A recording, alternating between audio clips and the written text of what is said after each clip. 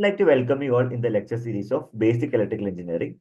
We were talking about the induction motor as of now.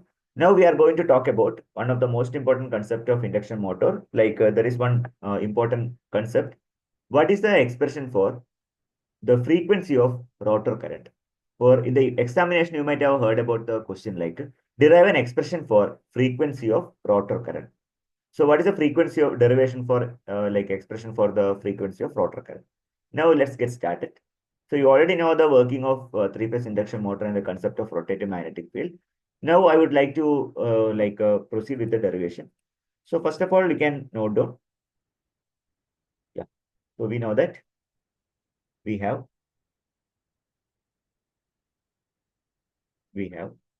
the slip speed. What is slip speed? Ns minus n. Difference between synchronous speed and the rotor speed, that we can write like 120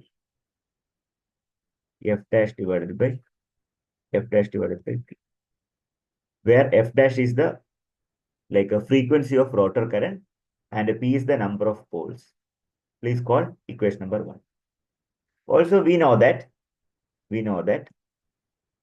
the expression for synchronous speed or the speed of rotating magnetic field, that is given by 120 f divided by p. So please call equation number 2. So you might have noted down the value. Ns is nothing but synchronous speed in RPM. Okay. Synchronous speed in revolution per minute, RPM. N is the rotor speed or actual speed, rotor speed. Similarly, F dash is nothing but frequency of rotor current. Frequency of rotor current in hertz. Where F is known as supply frequency. You are going to provide the supply at the stator terminal, right? Supply frequency. Supply frequency in hertz. Do one thing, taking the ratio of 2 and 1. Sorry, 1 and 2. Taking the ratio of equation number 1 and 2. Equation number 1 and 2. Yeah. So while taking the ratio, I'll be getting ns minus n divided by, please note down, divided by ns. That is equal to, now let us see at the right side, RHS side.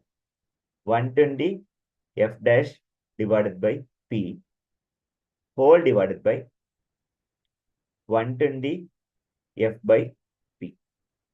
So now 120 f dash by p, I need to multiply with my reciprocal. P divided by 120 f. 120 f. This is 120 only. Okay. So P and P get cancelled. 120 and 120 will be getting cancelled. So what is the resultant terms? So I'll be writing the next page. Kindly follow up.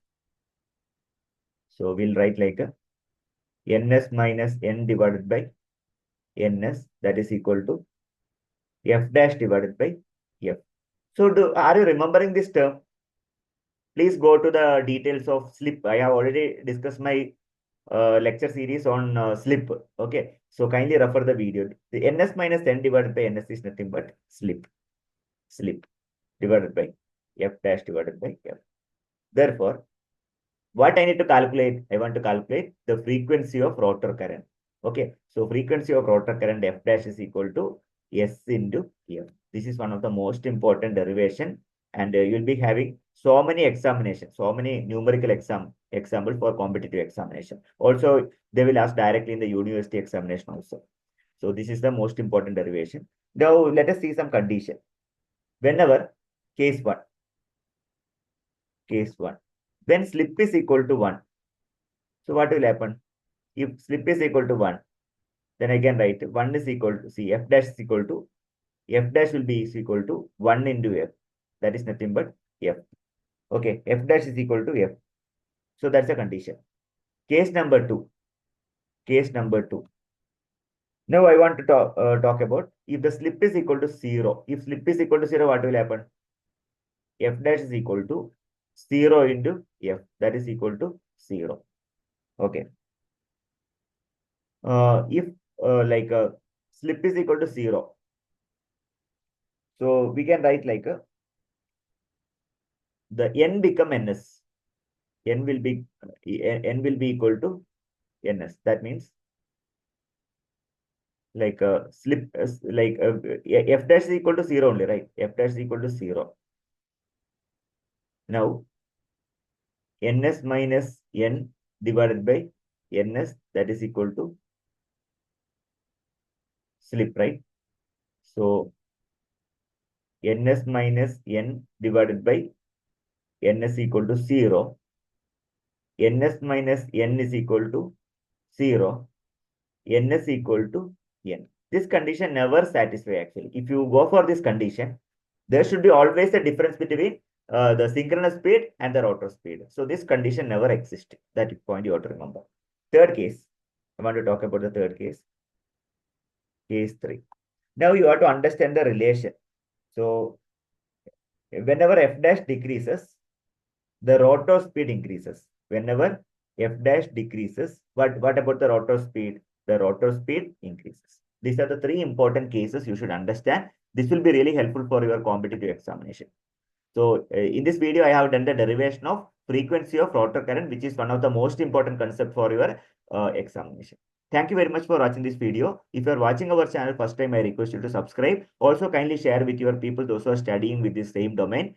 Thank you so much for watching this video. Happy learning. Have a great day. Thank you all.